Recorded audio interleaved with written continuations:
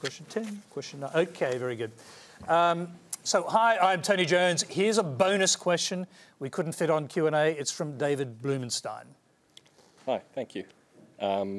Just before Jackie left Parliament, I watched her take part in the select committee into the political influence of donations. She had some interesting things to say at the hearing I attended, and I thought she might have even a little bit more to say now.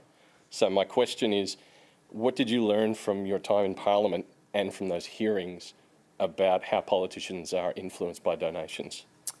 Jackie, go ahead. Yeah, I realised very quickly from being up there, and that's why I'm very big on it, is that most decisions are being made up there, and I don't care what the other parliamentarians say, are being done because of political donations and the influence that they have.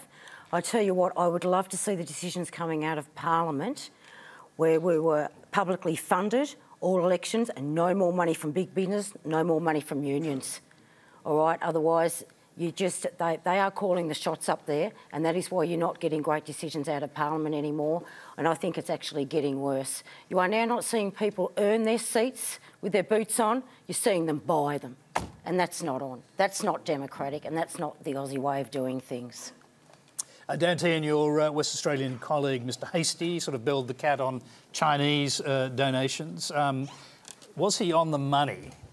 And should we be worried about the influence of foreign powers in Australia donating to political parties? Well, the government has taken serious steps in this regard to ensure that foreign donations can't influence our political process.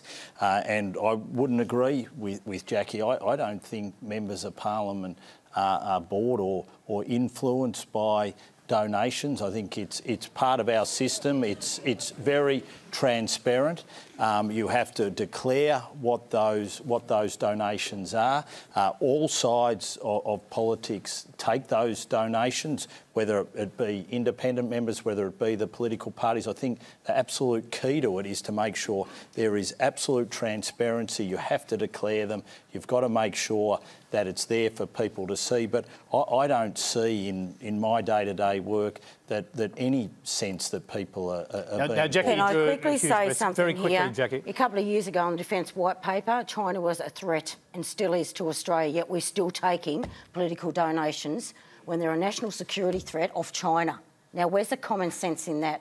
The reason they do that is because of our trade, because Australia's put most of the eggs in the same basket, and if China stops trade, we're all stuffed.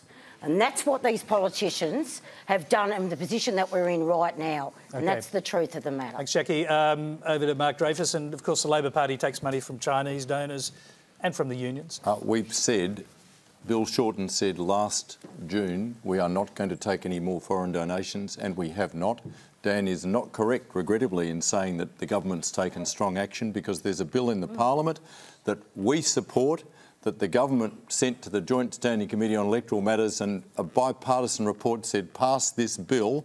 The government has not passed the bill. The government is still taking foreign donations. Their former leader, John Howard, says they should go on taking foreign donations.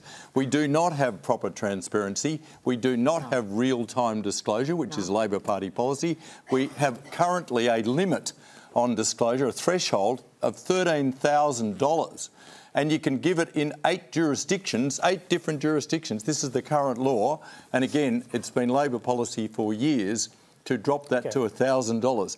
So we are a long way off transparency. We're a long way off real-time disclosure. We don't really know what's happening, and a great deal more could be done. And Dan's just not right, regrettably, to say that the government's taking strong action on foreign donations. No. This government's still taking foreign donations. OK, hang on a sec, Jackie. We're going to go around the panel. Grace, a quick word on donations, and you might like to reflect on the union's donations to the Labor Party. Oh, yes. Look, I think it's an issue for both sides of politics, the donation issue. The Labor Party loves to say that the Liberal Party is the party of big business. In my experience, the Labor Party is the big party, the party of big business. They have to get more money via the union movement than big business, than the Liberals 100 times over. But putting that aside, if there were no donations from the union movement or from business, we would have to pay, taxpayers would have to pay. So No, they'd that's have the to get other their side. boots on and they'd have to get out there and work at it. That's the difference. These backbenchers are getting their jobs too easy. They sit under the flag, all that millions of dollars, 80, 90 million each Final word election to done. Rosie, because we're literally I think as out of long time. as it's transparent, Real-time it needs to be disclosure will stop it. transparent. Yeah, but Okay, all taking right. money from banks Transparency, we've got an agreement on that, Yeah. Rosie. is off. Look, I write jokes for a living. To be honest, mostly fart jokes. I'm not living in the political arena every day. I'm not hugely engaged with it at an expert level like my fellow panellists every day. But even I can see the connection there is dodgy. Yeah, it's dodgy. It's corrupt. Let's call it for what it is. Ladies and gentlemen, we'll have to leave it there. Thank you very much. Thanks to our questioner, David Blumenstein. Thank you very much. You'll be able to find that out on social media, Facebook,